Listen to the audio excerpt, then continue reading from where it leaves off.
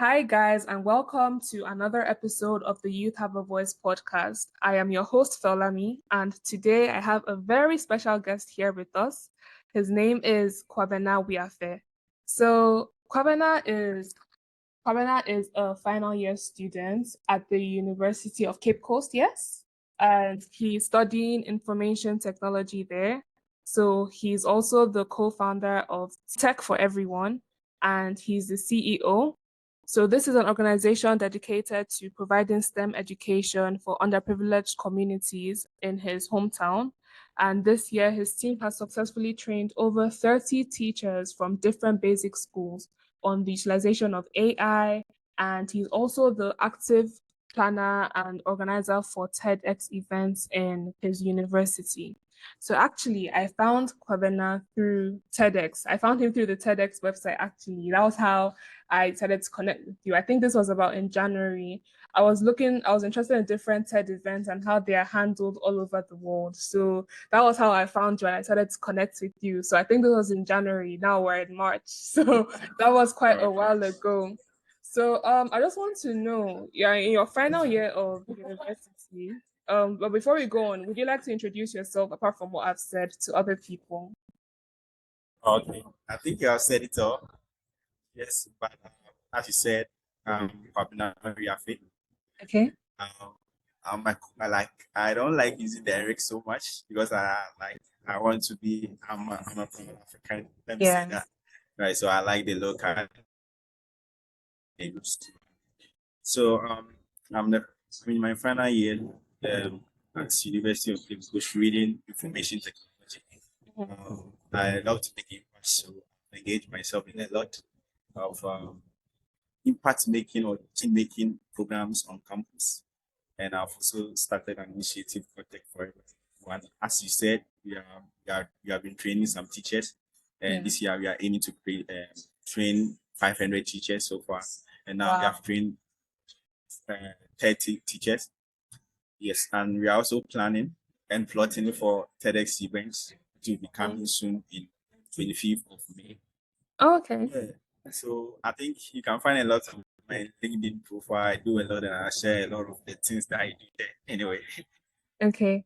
That's really nice to hear. So you're in your final year. How does it feel to be finally almost done with university, with all the things you've already been doing over the past 4 years and even more? And then now that you're leaving the space that you've been acclimated to for over a period of time, how does it feel to be going on to the next stage? okay, so so nervous and exciting. Hmm. It's nervous because but it's like you know, you're on campus and you came there and now you're going to complete school. Yeah. Something I wish I was doing something like medicine to be in school for 6 years. Yeah. I like the environment and I think I have a different mindset when it comes to school. Mhm. Um, my mindset is like it's not always about the book, right? It's about the impact that you make out there. I think Okay. I see most students they focus like on the academy. It's not like I don't focus, but it's like we are limit ourselves in such a way that I realize that I can still focus on academics and do more stuff. I like connecting with people. I realize Right. people are everywhere. That makes me nervous. And I also there's exciting part is I'm going into the world to make bigger things. I'm going to start from scratch. I'm not going to be part of the people that will be like I'm down in school and I'm not getting a job, so I'm waiting on them. No, I don't have Yes. that. Um, even if I have to sell to get my initial capital to build whatever I want to build. Okay, that's really good to hear, Kwabena. But I just want to know, I'm a bit curious, why did you decide to study information technology? And I find it cool and I find it really interesting that you're one of those people that have the mindset that you don't have to wait for people to be able to make initiatives, that you can make initiatives on your own and you can start things on your own, regardless of how old you are or how far you've gotten to in different parts of your life. So I just want to know, what would you say inspired your mindset or what made you to become where you are today? Okay, so I think I read a lot. I read a lot. I think that's one of my secrets. I think if you are not growing, then you are dying.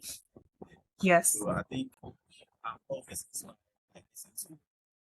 Yeah, I spend like 2 hours listening to it. And also on the course of learning much of African history, Okay. were great. Mhm. And Black colonization, they have taught us we have been miseducated. Okay. This I it's like I'm saying this because I found something that I wish every African can find that we are great. Shouldn't need the help comes fine, but it's our future. And let it boil down to why I choose IT. So Okay. I completed high school in 2018, Okay. and one thing that helped me a lot is I landed a job at a cafe. So cafe is people who come there. Then yeah, I know Nigeria. I have a lot of Nigerian friends. They are much into internet and all that stuff. Yes. Cafe, come and browse, and I think we have a lot of Nigerians in Ghana anyway, and they are some always at a cafe. Get me? So uh, some people come, then we help them. Those who are not IT inclined, and that's where I found knowledge. So I found that Mm. like, okay, I can become whatever I can become if I learn. Yes. Some people say that I need capital to study. I just feel like the knowledge capital. When you get the knowledge, everything will be given to you. So I realized that knowledge is very important, and I started learning. I started reading books. I like audio. I like audio and video. I don't like much reading. Mm. So I started reading. Then I started doing research on my on the courses that will help me. So initially I wanted to become a geography teacher. Well, look at this because I love geography. Either geography teacher or a cons teacher anyway, because that was my favorite. It's something that I feel like that no one is perfect. Like Yes. when I see Max Zuckerberg, I feel like the same caliber, same human. Mm. I think it's what how was your upbringing was. Mhm. I was reading much about Max Zuckerberg, and at the age of 12, he was he was coding like the environment, computers, everything was available to him. Yeah. Imagine I got to use my I started using computer when I was 18, I think 19 something. So imagine these two people. It's very different. What I'm trying to say is that you should have that mindset that no one is better than someone. Being Yes. race aspect or we are all humans. Yes. And we Definitely. can all do this. So I realized that IT and computer science is booming, and I started learning IT. So I was good, and I realized that when you know IT, it's like some people run to you for advice, and so I was having that Yes. kind of That's the learning. future. That's the future of the world at the moment. So I was like, really? So even like that, I was looking down, like even anyone can come to me, no matter how the person is, because that person doesn't have that knowledge in that. Then they will come down so that you teach them or you do it for them. Sometimes you see their stuff just because they do not have to do it. So then like that, then let me get into IT. So I stay in the house for 2 years. Then I purchased a form, UCC. Then I started teaching people. I saw the teaching. I like to share knowledge. Mhm. So I started teaching. So that's why I get into IT. And I feel like Yeah. it's very creative. You can work from home, Mm-hmm. some and other stuff. Because I'm not, I love to travel to every country. To me, even if I would do my masters, I would do it in Africa. So Ah. that's it. You're a pure African supporters by heart. Exactly. Yes. I think when I started reading much about our history before colonial, that's 10,000, let's say 1,000 years before colonization, then I realized that we were great people. Mm. Yeah. And I think if what has happened to us as an African is that our oppressors, our, Yeah. our oppressors' roots. So they'll tell you that you are nothing and you always look down for yourself when you're in the midst of them. Yeah. I think the first episode I did, I spoke about how it's very important for people to know that regardless of whatever resources they have, it doesn't matter what position you are in. So even if you have like a broken phone or you just have like a book, like just start from somewhere. So it doesn't matter what environment you have found yourself in, but the most important thing is being able to start and push through. And then over time, you're able to see how you can grow from different things you've been able to start, regardless of whatever mindset you may think that, oh, because I don't have this, I may not be able to get this far. So the most important thing is be able to start. And then when you start, eventually you're able to grow more and get more information to be able to expand. I really liked how you spoke about how you read a lot and you are very invested in books and reading for development. But so I just want to know, based on your Africa advocacy and how interested you are in the development of Africa, would you say that this had a huge part in why you decided to start Tech for Everyone? So, what Okay, exactly was the story behind Tech for Everyone? okay, so I think I was doing a lot. I was hosting seminars, and I Hmm. realized that there's a knowledge gap. Like, if you want to raise some people, Yeah, um, and they are not equipped with what you have. yeah. Let's say I want to impact in the life of teachers, and maybe because of work or something like that, I'm part of the country, Rwanda. Hmm. I want to even maybe take these students whilst I'm available. They don't even know how to use this Google Meet and other stuff. So even the fundamental lacks, Yes. right? So it's about time that we equip our people with the right skill sets.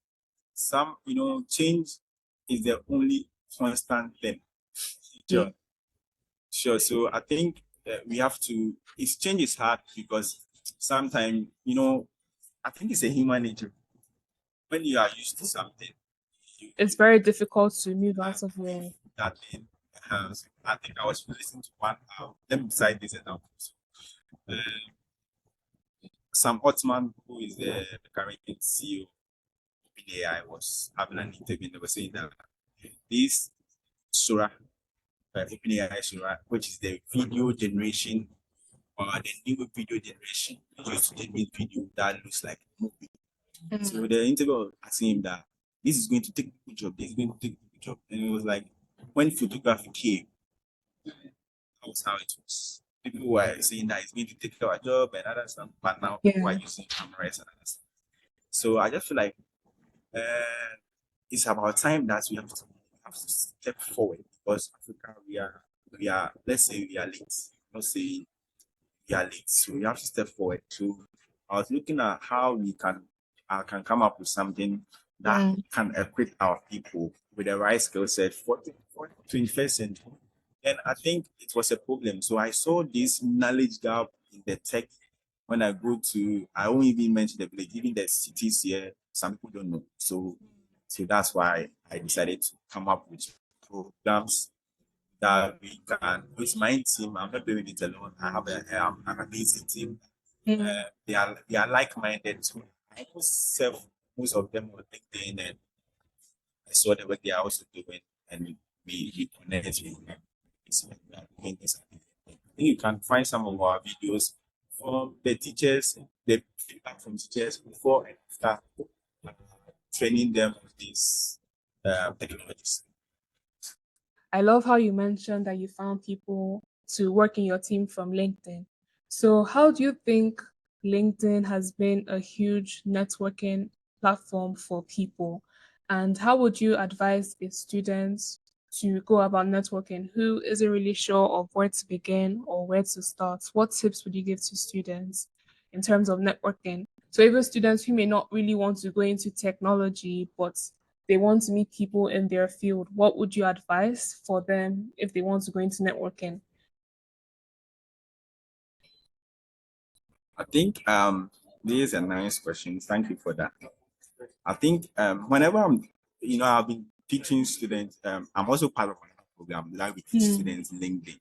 Right? So think I've hosted, I even have on my YouTube channel, Tech for Everyone YouTube channel, a full LinkedIn course for student or any beginner. I tell my student that for the answer to get from this, it's only 30%. My focus is only 30%. The rest is networking, connection, building business, starting something. I'm a student and I'm selling. Like I sell. I go to hostels, Sometimes it amazes people. And for knowing that it helped me to sustain myself. I don't always call my parents for help, especially monetary aspect, because I have something doing. Like I've learned much about money, financial, and all these stuff. So I see that the school that we go, like the content that they teach us, it has little to do with your success. Like this is amazing, but it's scary, but let me say what they taught us is not enough for you to start job, but it's not enough for you to start something yourself. So I was saying something to my friend that when it comes to focus on you don't even have friends. Yeah. I have a code that before I complete school, I want 5,000 contacts.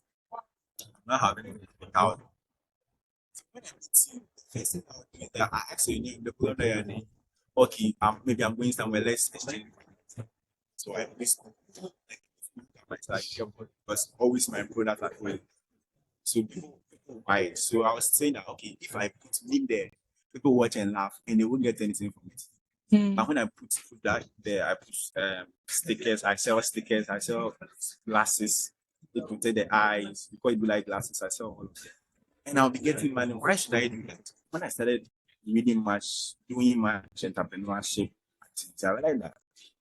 It's like we are telling the student that when you go, someone should do your job. Mm. It's not available. It's like we are deceiving ourselves. I bet you see, but reality, the job is not there. So what do you tell the kid? Start something here, find a problem in your community.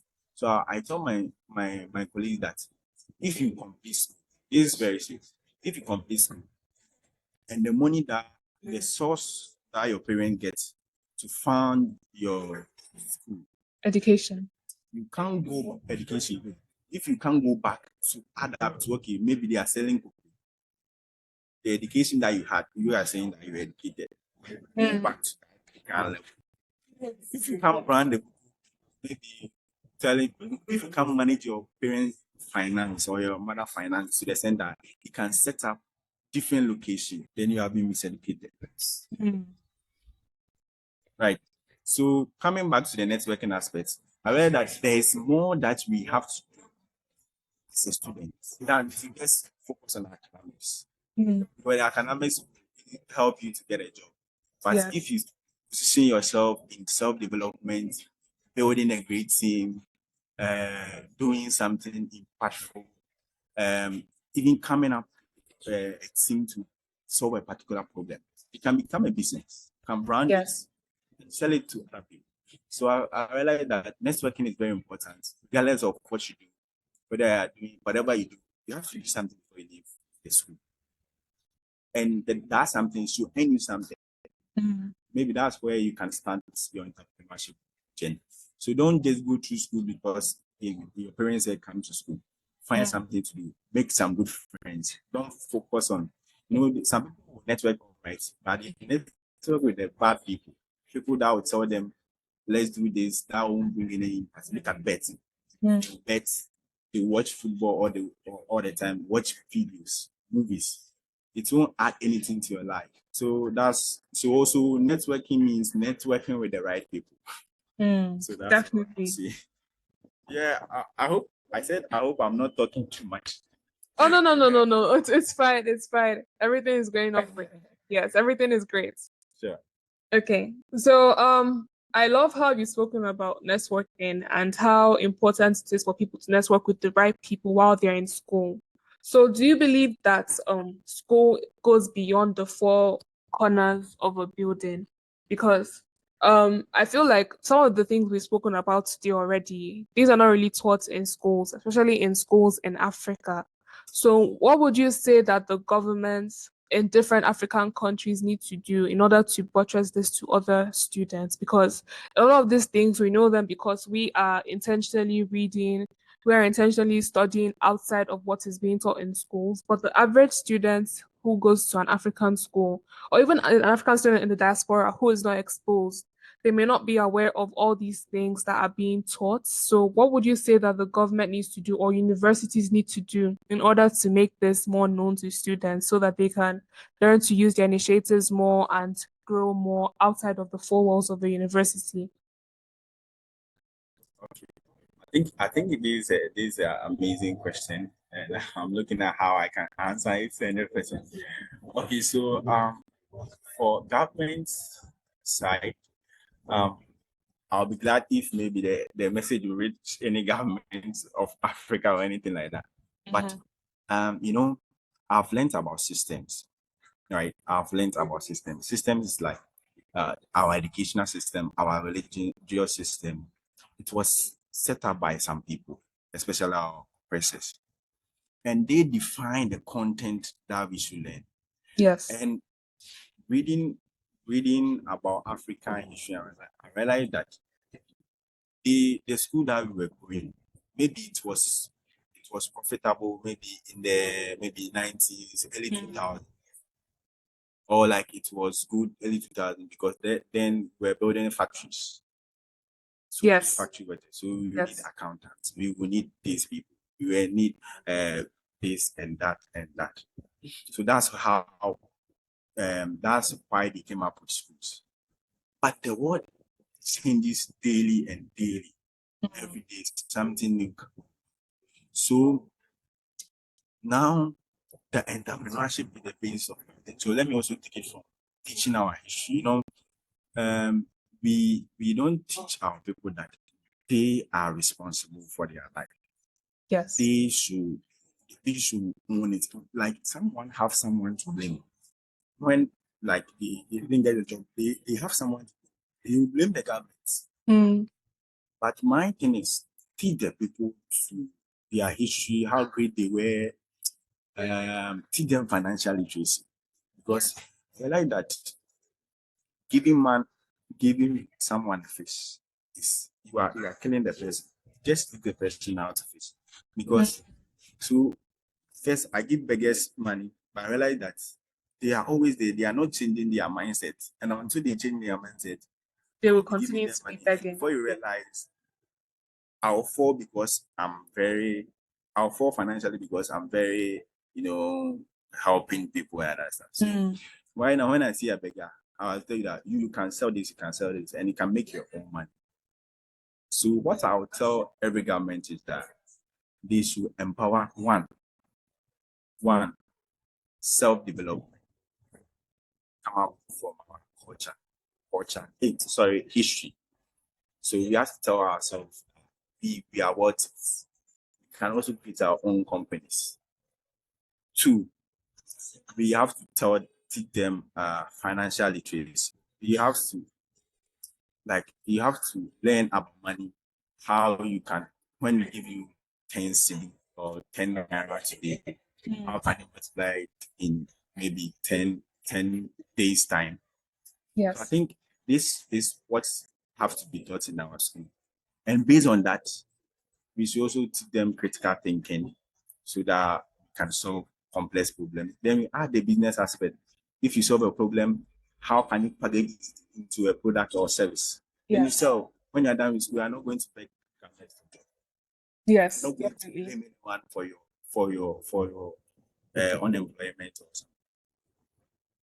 Definitely. I also believe that if, like, let's say in a class of 50 students who graduated from maybe a business school, if 25 students are able to successfully start up businesses of their own, then unemployment to an extent has been solved because they will need labor force to be able to pursue some of their goals. So if more people in universities, even while they're still in school, are more critically inclined to want to start up things for themselves and build businesses and create ventures, then unemployment will be greatly reduced. So we wouldn't have to exactly wait for the government itself so that people will be able to have access to jobs.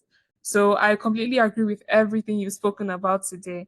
So I have one final question for you before we wrap up this podcast session. So talk to me about the TED program, the TEDx program at your university. How does that exactly work, and how do you think it has kind of impacted you and also your personal life and all the other things you have been doing? Okay, so I think the TEDx University of Cape Coast was the first time it was on University of Cape Coast was 2016. So I think that was the second time that TED the first time 2016. In 2020 we are hosting it. So I don't have much experience of. I haven't even participated in any event like that. But the third event is one day event, and when you get a license for the first of all, you have to get a license. So my organizer got a license, so I'm co-organizing. I'm helping him. So but like now, uh, we are collaborating with the University of Cape Coast and other bodies on campus. So the collaboration aspects, I'm now getting to even sit with our VC, that's Vice Chancellor, to talk about TEDx because it's TEDx, the Yes. plan is there. And sit like getting so many people, so many because it's a global brand. We have been able to reach out to some sponsorships from other companies just because we are leading. So until the program happens, this is what I'll share about TEDx. Because we are now planning to have a major program since 2016. Wow. Okay. That's really good. That's really good. But would you say that your experience of co-organizing the TEDx programs have contributed to your personal job and some of the things you do through Tech for Everyone? Would you say that some of the skills you have learned so far have been able to transfer to Tech for Everyone? Okay, I think I got that position, let's say about 6 months. So let me maybe share what I've learned from that position. So I think one thing that everyone has to learn is to work with people because if I have a company here, I can be a big company. Maybe when I'm starting as an entrepreneur, I can do maybe almost everything by myself. But if it become bigger, I have to employ people to work for me. Yeah. And knowing how to deal with people temper, how to manage them is one of the tedious but rewarding skill to have. So sometimes when you are talking, you have to talk in such a way that when you are addressing issues, you have to check if I'm in this person's issue. You just don't have to say it logically. Human beings are emotional creatures. Yes. Yes, so you have to learn how to when you're talking in such a way that no one is offended. And when you are doing correction, you have to be very careful how you have to be thinking about it. How will I The other say this person would in such a way feel. that how it's the person who is willing to do the thing, but I criticize the person, but the person is willing. He Yeah. wasn't angry, he wasn't saying that it's applied to every industry because at least every industry is are there. Yes. Okay. I guess we've come to the end of this episode. I'd like to thank you very much, Kwabena, for joining me today. So if you like to support Kwabena, I will be linking Tech for Everyone, the website, and the LinkedIn page. I'll also be linking Kwabena's LinkedIn page in the podcast and also in the YouTube where this would also be posted. So thank you very much for joining us today. I have really enjoyed this conversation we've had today. I hope that this gets to the right people so that they can listen to some of the discussions we've had and change can be made everywhere. So thank you very much. So if this was your first time listening to the Youth Have a Voice podcast, once again, my name is Feolami and I am your host. Make sure to follow and subscribe depending on what listening platform you are streaming this from. And I will see you in the next episode. Thank you so much for joining us once again, Kwabena. And I wish you all the best with Tech for Everyone. And I wish you all the best as you round up university. And I can't wait to see the next big things you're going to be doing to impact Africa. We definitely need more people just like you who are very passionate about the African development and the change of Africa. So I'd like to thank you once again. Welcome. Thank you for inviting me to Thank your you. great platform. I check your TikTok and it's amazing. You can share your Thank you. Have a good day.